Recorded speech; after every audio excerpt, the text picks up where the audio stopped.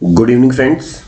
दोस्तों, मेरा नाम है पंकज बुद्धि राजा और जैसा आप जानते हैं मैं एक ट्रेनर हूँ, टीचर हूँ। 30 साल से जो है मैं फाइनेंस की फील्ड में काम कर रहा हूँ और आज का मेरा जो टॉपिक है वो है स्टॉक मार्केट्स, शेयर बाज़ार। तो मैंने अपना पहला इन्वेस्टमेंट तब किया था जब मैं कॉलेज में पढ़ता था, सन 1987 में, 1987। तो यानी कि मुझे शेयर बाजार में 38 साल, 38 ईयर्स हो गए हैं। हमारे टाइम पे कंप्यूटर मोबाइल्स नहीं होते थे और जो ट्रेडिंग हुआ करती थी स्टॉक मार्केट में वो सब जो है फिजिकल हुआ करती थी, रिंग में। तो पिछले 30, 35, 38 साल में सब कुछ बदल गया है। कंप्यूटर मोबाइल आ गए हैं, ऑनलाइन ट्रेडिंग हो गई है, बहुत सारी नई चीज़ें आई हैं। पर कुछ चीज़ें अभी भी सनातन हैं जो चलती आई हैं और जो चलती रहेंगी। उसमें से एक चीज़ है जिसके लिए मैं आज का टॉपिक जो है आपके लिए लाया हूँ और डिस्कस करना चाहता हूँ। वो ये है कि शेयर बाज़ार में अगर आप चाहते हैं तो लॉन्ग टर्म में अमीर बनना जो है बड़ा ही एक अच्छा ऑप्शन आपके पास रहता है। तो अगर आपको अमीर बनना है लॉन्ग टर्म में तो मेरे को लगता है कि स्टॉक मार्केट से ज़्यादा अच्छा जरिया उसका कोई नहीं है। तो आपको जो है ठीक से जो है स्टॉक्स चूज करने हैं और उसमें इन्वेस्ट करना है लॉन्ग टर्म के लिए। तो हम लोग जो है, जो यंग जनरेशन है, जो यंग लोग हैं, उनको जब बताते हैं कि आप ये कुछ कहानियां सुनते हैं कि आज से कुछ टाइम पहले उदय कोटक जो हैं, जो कि कोटक महिंद्रा बैंक के चेयरमैन हुआ करते थे, तो जब वो रिटायर हुए लास्ट ईयर तो उन्होंने बोला कि जब हमने कोटक महिंद्रा जो आपकी एनबीएफसी फाइनेंस कंपनी थी ये बनाई थी, अगर आपने 10,000 रुपये हमारे साथ डाला होता तो आज आपके पास 300 करोड़ रुपया होता। आप सबने शायद वो स्टोरी सुनी है कि जहां लोगों ने एमआरएफ के शेयर्स लिए और वो भूल गए, और पहले सर्टिफिकेट होते थे, आजकल तो ऑनलाइन हो गया, तो सर्टिफिकेट थे वो भूल गए और बाद में जब वो उनको मिले तो उनकी कीमत जो है 125 करोड़ के आसपास थी। इसी तरह से HDFC bank, ICICI bank, TCS, Wipro, Infosys, Bajaj finance, इस तरह की काफी सारी कंपनीज हैं जिन्होंने लोगों को लॉन्ग टर्म में करोड़पति बनाया है।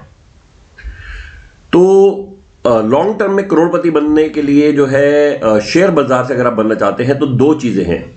एक, आपको लॉन्ग टर्म के लिए टिके रहना है, पेशेंस रखनी है। और दूसरी बात, जैसे मैंने ये नाम लिया, जो एशियन पेंट्स है या विप्रो है या एचडीएफसी है या कोटक है या यूटीआई, जिसे आज आप एक्सिस बैंक के नाम से जानते हैं, तो इस तरह के शेयर्स आपके पोर्टफोलियो में होने चाहिए।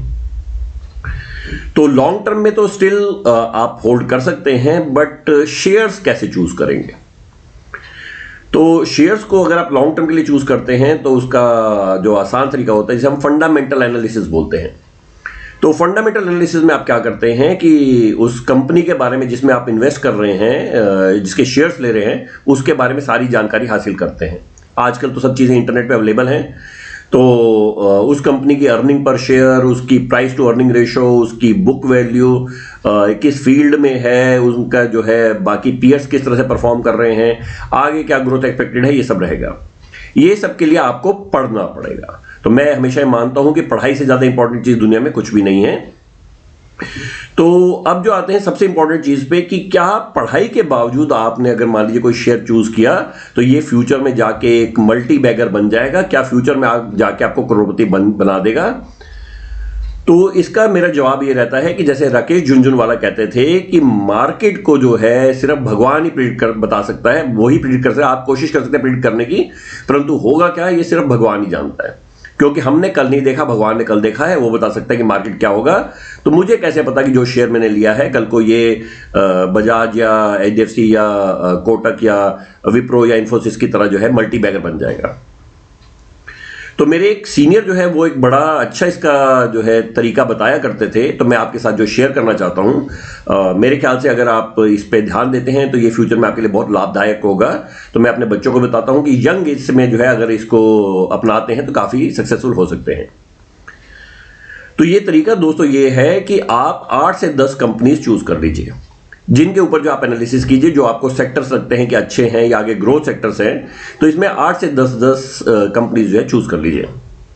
और इसमें इन्वेस्ट करना शुरू कर दीजिए मंथली बेसिस पे, रेगुलर बेसिस पे, मंथली बेसिस पे। आजकल तो ऑनलाइन है, पहले तो लॉट्स हुआ करते थे, 50 शेयर 100 शेयर का लॉट होता था। आज तो आप एक एक शेयर भी जो है वो खरीद सकते हैं, तो ऑनलाइन डीमेट अकाउंट में खरीदते जाइए। जनरल इस तरीके को स्टॉक सिप बोलते हैं। तो सिस्टमेटिक इन्वेस्टमेंट प्लान है, आप रेगुलर बेस पे जो है स्टॉक्स लीजिए। तो धीरे धीरे स्टॉक्स बढ़ाना शुरू कीजिए। अब फ्यूचर में क्या होगा, आपने 8 से 10 कंपनियां ली, तो इसमें से कुछ साल बाद 2-3 कंपनियां डेड हो जाएंगी, भाग जाएंगी, मर जाएंगी, काम खत्म हो जाएगा। 2-3 कंपनीज जो हैं वो आपकी रेगुलर जो है नॉर्मल सा रिटर्न देंगी, ठीक ठाक सा, और 2-3 कंपनीज है वो मल्टी बैगर बन जाएंगी। तो ये 2-3 कंपनी जो मल्टी बैगर बनेंगी, ये आपको एचडीएफसी या कोटक या विप्रो या एशियन पेंट्स या बजाज या इस तरह से जो है आपको करोड़पति बना देंगी। तो जो है मेरा यंग लोगों से रिक्वेस्ट रहता है कि ये जो अननेसेसरी टिप्स और ये सब आते हैं उन सब के चक्कर में मत पड़ें, अपना रिसर्च करें। आजकल तो बहुत आसान हो गया है, हमारे टाइम पे बुक्स पढ़नी पड़ती थी, आजकल आप तो ऑनलाइन सब कर सकते हैं। तो मेरा रिक्वेस्ट है कि ये मेथड को अगर आप अपनाते हैं लॉन्ग टर्म में, कि 8 से 10 कंपनियां खरीदें, उनको ऊपर रिसर्च करें, उनमें जो है रेगुलर स्टॉक्स पोर्टफोलियो बिल्ड करते रहें और लॉन्ग टर्म के लिए रखें। मार्केट में अप्स डाउन्स आते रहते हैं और आते रहेंगे। जब मार्केट ऊपर जाती है लोग ये बोलते हैं अब नीचे नहीं जाएगी, जब मार्केट नीचे जाती है लोग कहते हैं अब ऊपर नहीं जाएगी, परंतु ऐसा नहीं होता। जब ऊपर जाती है तो नीचे भी जाती है और नीचे जाती है तो ऊपर भी जाती है। हमने 38 साल में जो है बहुत कुछ देखा है, तो ये चलता रहेगा। तो ये साइकिल जो है ये चेंज नहीं होगी। तो इसलिए जो है ये एक मेथड है, मेरा रिक्वेस्ट है एक बार इसे ट्राई करके देखिएगा। एक मेथड जो आपको डेफिनेटली लॉन्ग टर्म में अमीर बनाएगा। और अगर आप यंग हैं तो खुद कीजिए, अगर आप हमारी एज में है तो अपने बच्चों को बोलिए कि लॉन्ग टर्म के हिसाब से जो है करके रखें, वो डेफिनेटली जो है फ्यूचर में अमीर बनेंगे। तो मैं इसी तरह की मजेदार बातें लेके आता रहूंगा। आप चाहें तो मेरे वीडियोस को अपने मित्रों और अपने दोस्तों और कॉन्टैक्ट्स और रिलेटिव्स के साथ शेयर कर सकते हैं, और उनसे बोलिए कि अगर उनको पसंद आए तो वो भी जो है मेरे चैनल को सब्सक्राइब करें। तो इसी तरह की मजेदार चीजें लेके मैं आपके लिए आता रहूंगा। तो आज के लिए इतना ही दोस्तों। So thank you for joining.